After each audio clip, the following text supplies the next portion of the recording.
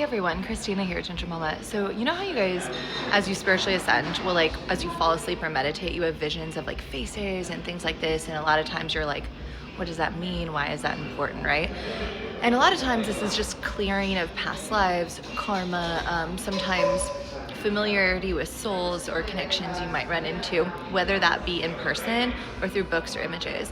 And this book just happened to be here in the space I'm in right now, and I opened it. It's history as they saw it.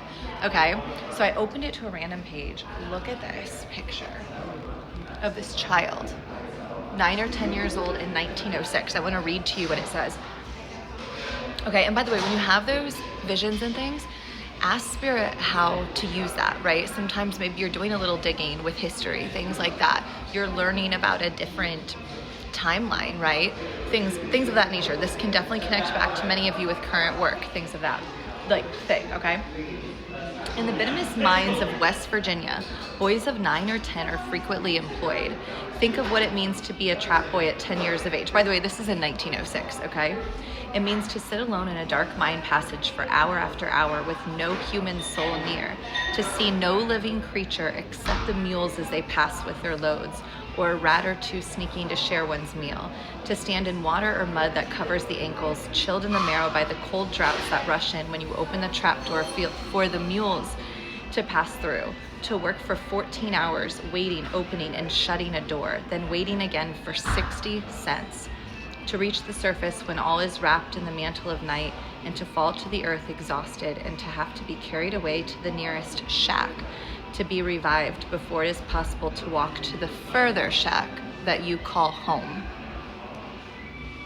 This is John Spargo, The Bitter Cry of the Children, 1906. And it says around 2 million children below the age of 15 were working in the industry in 1910. The benefits to employers were apparent: the ability of children to squeeze into small spaces, to manipulate fine tools, and to earn low wages.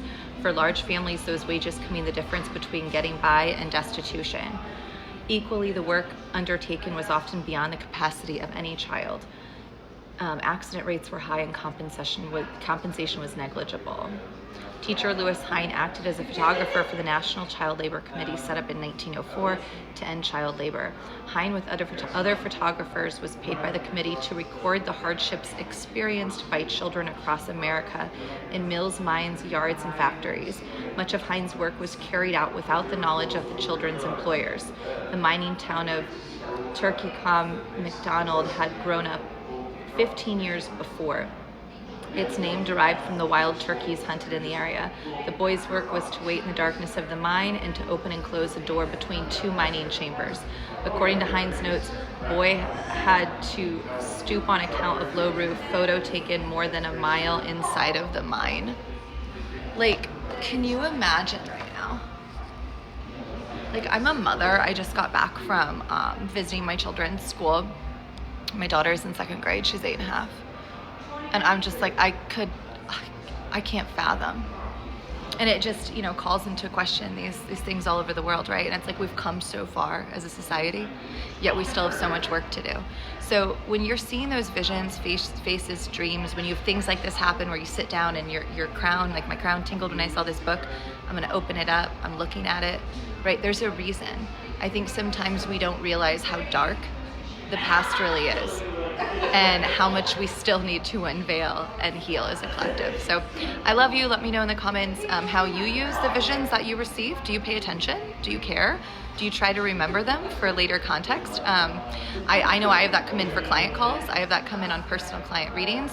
And definitely I have clients who have that happen with work, with artwork, etc. So I love you. I hope you have a great day. But reflect. We've come so far, but we have a lot more to do, and that is completely unacceptable, and definitely that still happens in certain parts of the world today where children are forced into labor, underpaid, undervalued, completely without any childhood whatsoever. And just as a mother, it just,